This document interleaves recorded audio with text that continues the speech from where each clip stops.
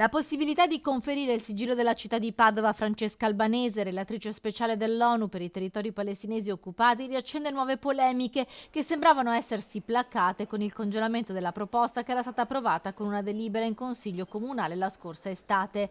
A dividere non solo l'opposizione ma anche la stessa maggioranza di Palazzo Moroni sono le ultime dichiarazioni dell'Albanese commentando l'irruzione di alcuni attivisti dei movimenti pro-Pal nella sede della Stampa di Torino, definito un monito per i giornalisti per tornare a fare il proprio lavoro. Parole che hanno scatenato indignazione a livello nazionale anche da parte del consigliere comunale del PD Nereo Tiso, che definisce un errore conferire il sigillo della città all'Albanese. Soprattutto l'accusa, o meglio, quello che ha detto su Liliana Segre, senatrice a vita, che per me è un sigillo della storia, della pace, della sensibilità e della testimonianza, che di fatto, dicendo che non è adeguato, questo mi ha veramente creato dei disagi personalmente, perché credo che affermazioni del genere non possano essere fatte da una persona pubblica, da una persona che è ritenuta ormai qualcuno che sa della Palestina, perché non fa bene a nessuno, né a lei